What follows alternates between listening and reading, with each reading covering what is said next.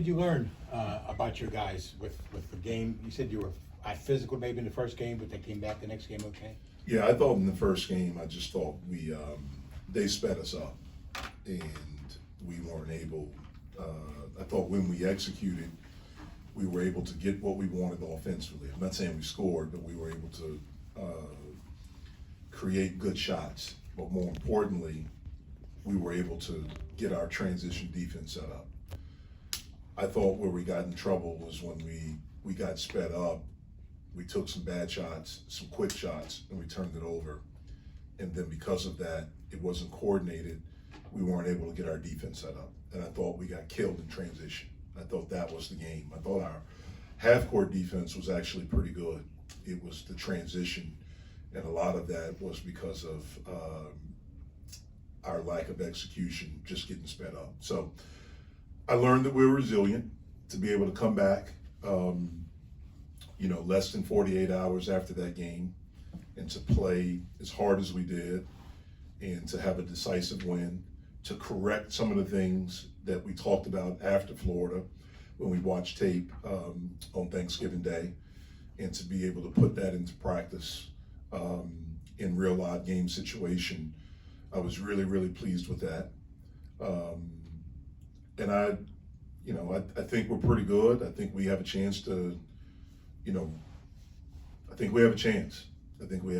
And I'm excited about, our growth opportunities going forward. I believe you guys had an advantage of 43-9 in second chance points combined between those two games.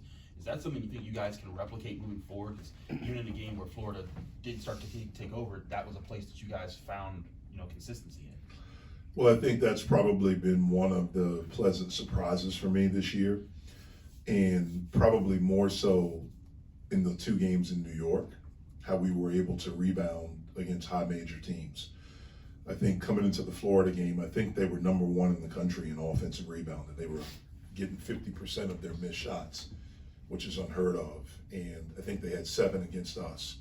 And like I said after the game, that was the one area in that game that I thought we did a really good job of. So hopefully it's something we can continue to do. Rebound at a very high level. Offensive rebound, I think we had 17 against Oregon State, because that gives us more opportunities to score. Jeff, Missouri is one of the best shot blocking teams in the nation. They're really stealing. What kind of athleticism are you going to be facing tomorrow? Well, they play a chaotic style that's very different. They'll switch ball screens. They'll point switch off. They're going to pressure. They are very, very comfortable in rotations. They play really, really hard.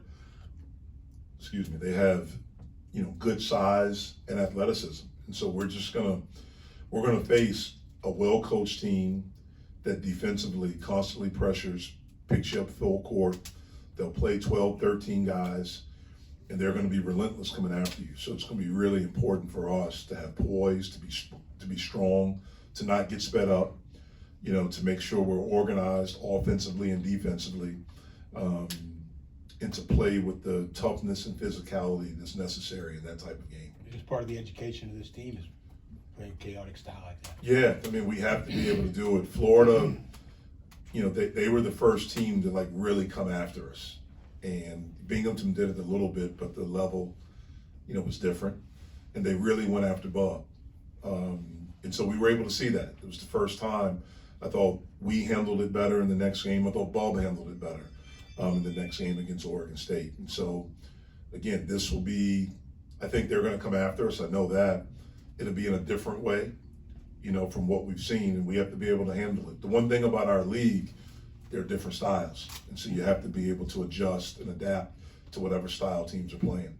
We talked a lot last week about how Bub handled the pressure and playing against Power 5 guards. How do you think Jalen did in his reserve minutes? I thought he did very well. Jalen can't judge himself and should not be judged by the ball going in the basket. I thought he made some really good plays, especially against Oregon State. I thought he got us into stuff. I thought he passed the ball very well. The shots will come because he's a good player. Those will come. But I thought his floor game was really good. I thought he defended very well. I think he's getting better and better. and I think he's going to be really important tomorrow. Go ahead, Steve. Bouncing off of that a little bit, just how have you judged process versus results for the entire team this early in the year? Well, in what we do and what I do, the results are wins and losses.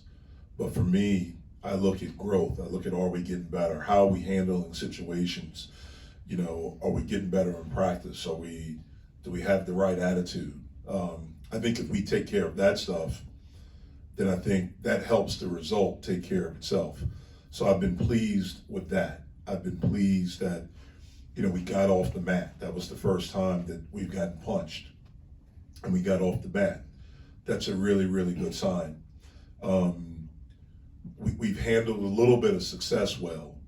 Now we've beaten a high major team, a Power 5 team. How do we handle that? When we come back, how do we handle that? I thought we did a good job of practice yesterday. Last week was such a busy, hectic week with travel, playing the 2 games in less than 48 hours, off Saturday, and now you come back to practice. When you've played those types of games, sometimes the practice can seem monotonous and guys want to just play. I thought we had a really good practice yesterday. So again, I look at it, the process of how are we approaching each day? Are we showing up the right way to get better, to work, to understanding that we have a high ceiling that we haven't reached there yet? Or are we satisfied? Are we going to show up and just kind of go through the motions and think we can be a team that just shows up on game day? That's what gets you beat. So we've been pretty good with the process.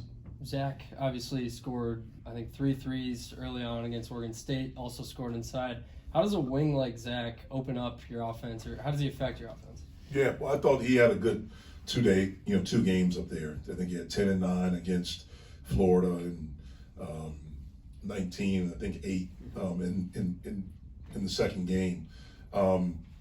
Zach's a guy that can shoot the basketball. He made over 63s each year in his 2 years at High Point. We want him taking good shots. We have all the confidence in the world in him doing that. But I thought he played with power in that game. He had a play in the first half where he caught it at the top of the key, immediately ripped and drove and went in to have a confrontation at the rim, got fouled. That's who he needs to be even more. He got 2 tip dunks all over the offensive glass. And then to be a consistent defender. And so that means to have the discipline and the concentration to do that at a high level all the time. I thought he got better up there. Does a guy like Zach make everyone else kind of better at rebounding when he's on the floor as well? Yeah, I think there's so many different things that Zach can do. And I think he's just scratching the surface of the player that he's going to eventually become. I think he's talented.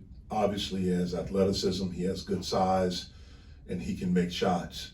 It's just learning the discipline to do that at the high level all the time. So your concentration level, your preparation, all of those things are continuing to improve for him. He's been able to get by on talent and athleticism.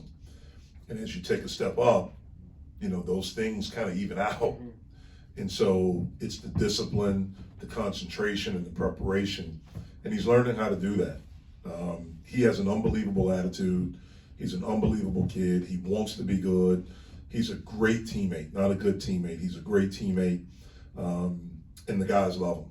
And so they were really, really happy, to see him make some shots, make some plays against Oregon State, because he makes us better. When he hit those 2 threes to start, I know he hit a third, but the first 2 times they kind of left him alone. That third time, they went out and challenged him, and it looked like after that, Oregon State was like, we have to guard that guy. And it seemed like your team adjusted immediately and said, hey, now we can feed it inside. What can you say about how your team processes those in-game adjustments and recognizing like, hey, we have a different way to win now? Yeah, well, again, it's all about understanding who we are, understanding what teams are going to try to do, to defend us, and what, again, Florida they were very, very physical. Very physical in that game. And we weren't able to adjust. Instead, we put our head down and just tried to go faster. We made a big time adjustment against Oregon State doing that. We have different guys that can step up. I think our team knows that. they've seen it in practice. They've seen it in our trip to Spain. They've seen it in them playing pickup. They see it in how the guys work. And so I think they have confidence in each other. I mean, it could be Guillermo, you know, when we played Jacksonville. You know, it could be his brother who came in and hit 4 threes in the first game. So we have a lot of guys. It could be Will, who did what he did defensively against Florida Gulf Coast.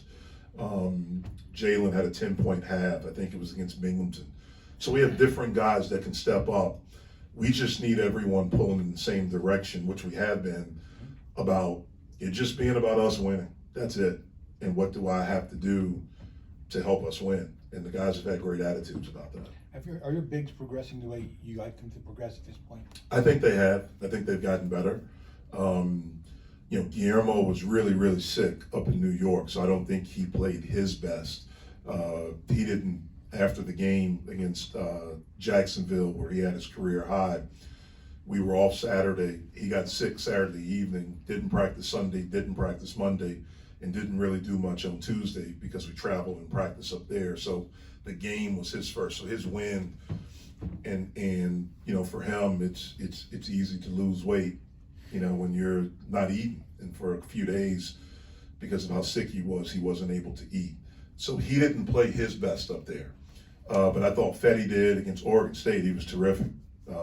Played with force, you know, made some great passes. Obviously what he does defensively for us. So I like where they are, but I know that there's room for improvement. I know it's a small sample size and a short season so far, but how have you seen your guys being willing to take coaching and you not having to repeat things? That's something that you've had to deal with before, where you said something and this years ago, but like you said something, maybe a guy didn't catch on right away. Yeah, don't conjure that up. Sorry about that. This group and last year's group have been refreshing because they want to be coached. They don't have all the answers. And they want to be a part of something. And so for me, and I think our coaching staff feels the same way, it's been a joy to come to work every day, to be around them, to be a part of their journey, to try to help them, because the attitudes have been so good. And so it's been refreshing. This will be your 7th non-conference game. Then you got a conference game. Then you got more non-conference games. Then you got a conference game. Do you like having the conference games spread out like that? This is college basketball now, man, with 20 games, conference games. That's just, you get used to it, you get adjusted. What was it? My second year, we had won the first game of the year. Florida State. Yeah, so it's just an adjustment. You just got to play the games that are in front of you. I think you mentioned about physicality when you were up in Brooklyn, and obviously Bub experienced a lot of that maybe for the first time this year. I was curious though, he played 62 minutes, shot like 20 shots, only had 4 free throw attempts. Is there something a young guard can learn about, if a team's gonna be physical with him, how to get that to turn into more free throws? Yeah, I mean, just learning how to sell some stuff, getting experience, and people getting, you know, adjusted to it, to drive more, you know, to be able to play through the contact, to get the spots, you know, to shot fake, get people up in the air, just, you know, things like that, that, you know, he'll grow and he'll get better from. Again, I thought he made an adjustment in the second game. He had a great drive where he shot fake, got the guy in the air, and got a 3-point play. So just more of that.